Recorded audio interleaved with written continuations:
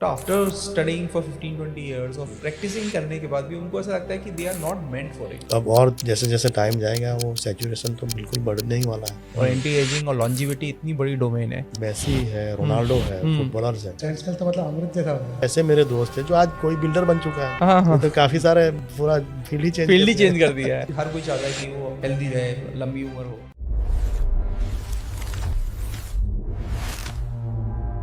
तो सर आपके जो ऑर्थोपेडिक्स कोलीग होंगे वो लोग भी कुछ बोलते होंगे कि उस समय कि भैया क्यों चेंज कर लिया, ये गलत डिसीजन है। Yes. और बहुत सारी चीजें इस पॉडकास्ट से हमारा ये भी मिशन है कि doctors who have taken a different route, वो भी बहुत इंपॉर्टेंट है क्योंकि हर कोई ऐसा नहीं है जरूरी एक ही रूट पे चले। बिल्कुल बिल्कुल। वो शुरुआत में जब मैं ज्वाइन कर रहा था तब बहुत लोगों ने बोला था कि ये, और तब मुझे लगता भी था, तो मैंने जैसे बताया मैं पार्ट टाइम ही उसमें दे रहा था, पूरा मेरा ऑर्थोपेडिक्स का नहीं दे दिया था, वो चल ही रहा था।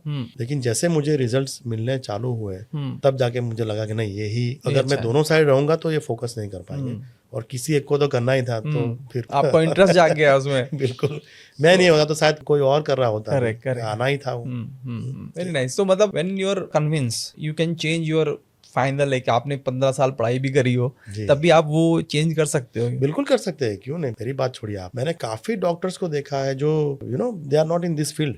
मैं तो फिर भी मेडिकल लाइन में ही हूँ। बहुत सारे ऐसे मेरे दोस्त हैं जो आज कोई बिल्डर बन चुका है। तो काफी सारे पूरा फील्ड ही चेंज कर दिया है।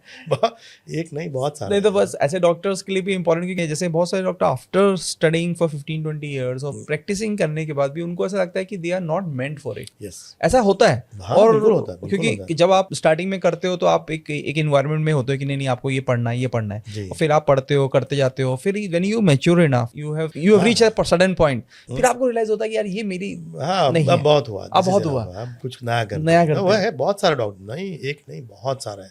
आप इनफैक्ट अहमदाबाद में कितने ऐसे जो प्रैक्टिस छोड़ के अब कोई और काम कर रहे हैं। Very nice. मतलब ये भी एक ऑप्शन, ऐसा नहीं है कि ऐसा होता नहीं है। हाँ, होता है, बिल्कुल होता है। नहीं, क्योंकि इंजीनियर वगैरह बहुत इनफेमस हैं इस चीज के लिए कि यही तो कुछ भी करते हैं, लेकिन डॉक्टर्स भी ऐसे हैं। अभी ऐसा कुछ भी नहीं है। देखिए, डॉक्टर्स का सैचुरेशन भी आप देखोगे तो किसी को पेरिफेरी में प्रैक्टिस करने जाना, आप किसी को भी उठा के ले लीजिए, कोई नहीं मना कर देंगे कि नहीं जाना। अब सब लोग, जैसे गुजरात में अहमदाबाद है, अब इतने सारे ऑर्थोपेडिक सर्जन हो गए हैं अहमदाबाद में, तो जरूरी नहीं है कि कोई उसी में आप एक्सेल करें और उसी में अब आप ऐसा नहीं रहा। पहले की बात अलग थी। अब और जैसे जैसे टाइम जाएगा वो सैचुरेशन तो बिल्कुल बढ़ने ही वाला है। तो डिफरेंट ऑप्शंस आप जरूर हाँ। मुझे लगता है ये एक ऑल्टरनेटिव और एक कैरियर बन सकता है। जी, बिल्कुल बहुत सारे लोगों का बिल्कुल बन सकता है। बिकॉज राइट नाउ अगर एंटी एजिंग में भी हेल्प कर रहा है, और एंटी एजिंग और लॉन्जिविटी इतनी बड़ी डोमेन है जो कि आप कोई भी आपके लिए, मतलब whole population is your customer, potential customer. कोई भी, हर कोई चाहता है कि वो हेल्दी रहे, लंबी उम्र हो। तो अगर ये डोमेन में अगर किसी को एंटर करना है तो मेरे ख्याल से एंटी एजिंग वाले डोमेन में की पर्सपेक्टिव से भी ये बहुत अच्छी स्ट्रीम हो सकती है। बहुत अच्छा है। और नॉट ओनली स्टेम सेल्स और रिजेनरेटिव मेडिसिन, हम लोग जैसे सेलस्टार में हमारे पास हाइपरबैरिक चैम्बर है जो ऑक्सीजन थेरापी बोलते हैं उसको, वो है, ओजोन थेरापी है। तो काफी कुछ नया है जो शायद उसके साथ साथ अच्छा आप वो longevity it's a part of our treatment. अच्छा, वो कंपलसरी है सबके लिए। अच्छा, वो भी आप, इसीलिए इतना इफेक्टिव भी है। अगर मैं प्रेशर से ऑक्सीजन दूंगा किसी को, नॉर्मल एटमॉस्फेरिक प्रेशर से हम लोग 3 गुना ज्यादा प्रेशर करके वो कैप्सूल में दे सकते हैं। ठीक है, जिससे क्या होता है कि बॉडी के हर पार्ट में ऑक्सीजन जाएगा, 100% जाएगा। तो उसका भी काम यही है कि इन्फ्लेमेशन कम करेगा।